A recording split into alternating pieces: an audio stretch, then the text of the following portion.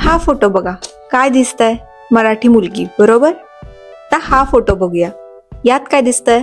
Marathi bride. Outfit आणि makeup सगळं same आहे बरं का, फरक आहे तो फक्त ज्वेलरीचा.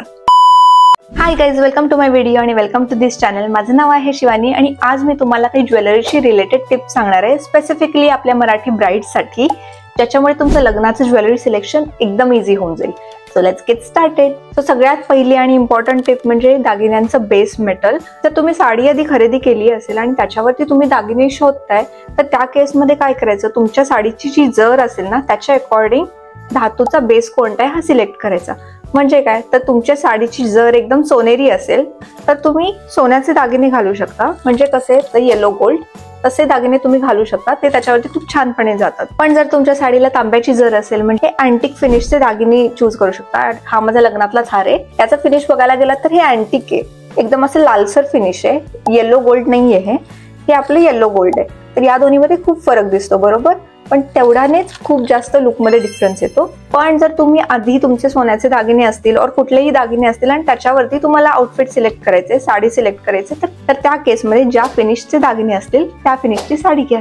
सो दुसरी आणि तितकीच इम्पॉर्टंट गोष्ट जी दागिने खरेदी करताना लक्षात ठेवायची ती म्हणजे आपला चुडा हा हिरवा असतो. सो आपण जेव्हा दागिने खरेदी करतोय तेव्हा त्याच्यावरती जे स्टोन वर्क असेल किंवा मीनाकारी वर्क असेल ना, इदर सेम फॅमिलीमध्ये और कॉन्ट्रास्टमध्ये, सो तुमच्या ज्वेलरीमध्ये थोडाफार जरी हिरवा रंग असेल ना, तर तो एकदम उठून दिसतो असं मला वाटतं. फॉर एक्झाम्पल, ही जर तुम्ही बिंदी बघितली तर मोस्टली रेड स्टोनचा वर्क आहे, बट याच्यामध्ये जे ग्रीन आहेत ना, चुडा जेव्हा घालतो तर तेव्हा ते एकदम हिरवा रंग उठून दिसतो. जर तुम्ही या नेकलेसमध्ये पण बघायला गेलात तर मोस्टली स्टोन वर्क हे आहे ते पिंकमध्ये, पिंक खड्याचं आहे, पण खाली त्याला हिरवे मोती लावलेले आहेत.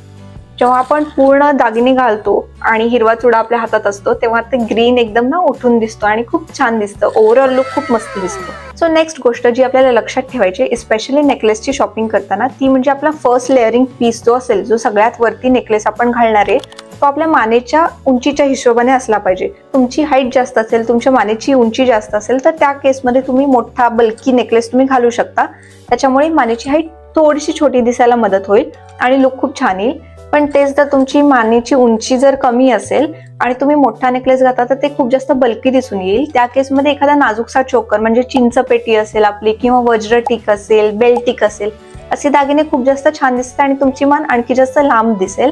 सो नेक्स्ट गोष्ट जी ज्वेलरी सिलेक्शनच्या वेळी आपल्याला लक्षात ठेवायची आहे ती म्हणजे, मांडवात आपण जेव्हा पहिल्यांदा जाणार आहे त्यावेळी आपण जेव्हा लेअर करणारे पीसेस, तेव्हा 2 ते 3 पेक्षा जास्त पीसेस ऍड करू नका. कारण आपण हे लक्षात नाही घेत की जेव्हा लग्नाचे विधी होणार आहेत तेव्हा आणखी 2 लेयर्स ऍड होणार आहेत. मोस्ट केसेसमध्ये 2 मंगळसूत्र ऍड होतात, राईट? ऑलरेडी आपण खूप सारे लेयर्स घातले असतील तर पूर्ण लुक तो ज्वेलरी हेवी होऊन जाईल आणि ते चांगलं नाही दिसणार. सो तेच जर आपण मॅक्झिमम 3 लेयर्स ऍड केले असतील तर नंतर मंगळसूत्र ऍड होऊन सुद्धा ना सुटसुटीत छान असा लुक तयार होईल. मराठी लग्नात बघितल्या नजरेत भरणारी जी गोष्ट असेल ना, नवरा नवरीकडे बघितल्यानंतर, ती म्हणजे मुंडावळ्या. आपण सगळ्यात जास्त लक्ष मुंडावळ्या सिलेक्ट करण्याकडे दिलं पाहिजे, कारण अख्खा फेस तुमचा फ्रेम होतोय त्या मुंडावळ्यांच्यामुळे. बाकीची ज्वेलरी सिलेक्ट करताना जे काही इलेमेंट्स डोक्यात ठेवलेत, बेस मेटल असेल, स्टोन वर्क असेल, ते आपण मुंडावळ्या सिलेक्शनसाठी पण यूज केले पाहिजेत असं वाटतं. त्याच्यामुळे ओव्हरऑल असा कोऑर्डिनेटेड लुक दिसेल. मुंडावळ्या वेगळ्या आहेत आणि बाकीची ज्वेलरी वेगळी अशी वाटणार नाही, सगळे एकसारखं छान सुंदर दिसून येईल. आणि मुंडावळ्या सिलेक्ट करताना मला असं वाटतं की नाजूक मुंडावळ्याच घ्या. बऱ्याचशा लग्नांमध्ये बाशिंग पण त्याच्यावरती ऍड होतं, त्याच्यामुळे बऱ्यापैकी चेहरा झाकून जातो आपला. तर मुंडावळ्या आपण नाजूक घेतल्या ना तर आपला चेहरा पूर्ण झाकून नाही जाणार आणि आपण एवढे पैसे देऊन केलेला जो मेकअप असेल ना, तो ऍटलीस्ट दिसेल सगळीकडे, फोटोज पण खूप छान येतील. नेक्स्ट गोष्ट मला अशी वाटते की आपला ब्रायडल ज्वेलरीचा जो आपण सेट तयार करतो त्याच्यामध्ये काही युनिक पीसेस असले पाहिजेत. युनिक पीसेस म्हणजे काय, तर असे पीसेस की जे आपण इतर वेळी दुसऱ्यांच्या लग्नात वगैरे नाही घालणार, ते फक्त नवरीच घालू शकते अशा गोष्टी. ते कोणते दागिने, तर इयर कप्स असतील किंवा खोप्यात ज्या पिन्स घालल्या जातात, जुडा पिन्स मोठ्या इथे, त्या असतील, किंवा मोठा मांग टिक्का असेल, अशा ज्या गोष्टी असतात ना, ज्या आपण बाकीच्या वेळी पण घालू शकतो, पण आपण एका वेळी घालून आपण दुसऱ्यांच्या लग्नात नाही जाणार, राईट? म्हणजे त्याच्यामुळे नवरी एकदम युनिक दिसते आणि एकदम 4 चांद लागून जातात लुकला. तो डेली लाईफ मध्ये तर आपण भरपूर ज्वेलरी युजच यूज नाही करत.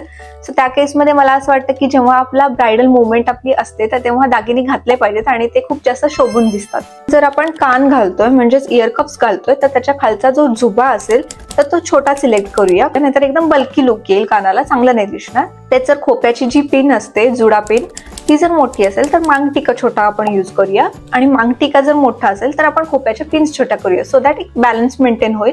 सो नेक्स्ट टिप म्हणजे आपले ऍक्च्युअल दागिने सोडून आपले जे बाकीचे ऍक्सेसरीज असतात नवरीचे त्याच्याकडे पण आपण लक्ष दिलं पाहिजे.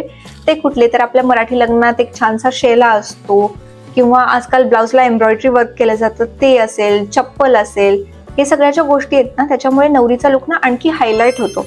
सो दागिन्यांसाठी आपण जे रूल्स फॉलो करणार आहे ना तेच रूल्स आपण या ऍक्सेसरीज मध्ये पण फॉलो करू शकतो. आपण मोस्टली शेला साडीपासून सेपरेटलीच घेतो, राईट. युजली कॉन्ट्रास्ट कलर मध्ये आपण घेत असतो. तुम्ही नक्की लक्षात ठेवा की तुमच्या साडीची जी जर असेल ना त्याच हिशोबाने तुम्हाला शेलाची पण जर ठेवायची, नाहीतर तो एकदम कॉम्प्लिमेंटरी लुक नाही येणार. शेला वेगळा दिसेल आणि साडी वेगळी दिसेल. तसंच आपल्याला ब्लाउजचा आरी वर्क करताना सुद्धा ना ही गोष्ट लक्षात ठेवायची की आपली साडी जर खूप जास्त भरजरी असेल ना तर आरी वर्क थोडंसं मिनिमलिस्टिक आणि नाजूकसा ठेवूया. दोन्ही वरती जर तुमचा हेवी वर्क असेल तर लुक जास्त बटबटीत दिसतो, कारण त्याच्यावरती आणखी आपले दागिने असतात तर ते खूप ओव्हर होऊन जातो. सो आपल्याला बॅलन्स साधायचं.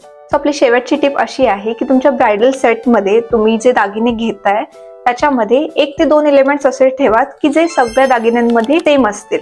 म्हणजे काय तर फॉर एक्झाम्पल माझी वेडिंग ज्वेलरी जर तुम्ही बघाल तर सोन्याचे जे बीड्स असतात, मणी असतात, तर ते प्रत्येक दागिन्यामध्ये कुठे कुठेतरी तुम्हाला दिसतीलच.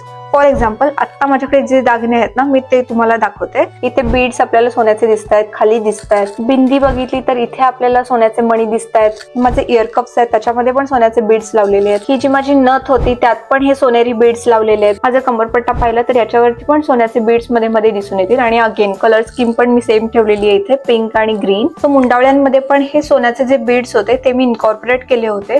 त्याच्यामुळे झालं काय तर हे सगळी जी ज्वेलरी होती ना, इव्हन दो मी वेगळी वेगळी घेतली होती तरी असं वाटत होतं की they are part of a set. जेव्हा की थोडे दागिने होते ते ऍक्च्युअल सोन्याचे होते आणि थोडे दागिने होते हे खोटे होते. सो हे सोनेरी बीड्स तर होतेच, पण मला वाटतं की आणखीन एक एलिमेंट मी कॉमन ठेवला होता तो म्हणजे मोती. बऱ्यापैकी सगळ्या दागिन्यांमध्ये आपले पांढरे मोती हे होतेच होते. सो हा सगळा लुक ना एकदम सुंदर प्रकारे एकत्र आला. So guys that's it for this video. हा व्हिडिओ तुम्हाला कसा वाटला हे मला कमेंट करून नक्की सांगा. व्हिडिओ आवडला असेल, टिप्स आवडल्या असतील तर व्हिडिओला लाईक नक्की करा. तुम्हाला वेडिंगशी रिलेटेड जर आणखी व्हिडिओज हवे असेल तर कमेंट करून नक्की सांगा मला. I will see you in the next one. Bye.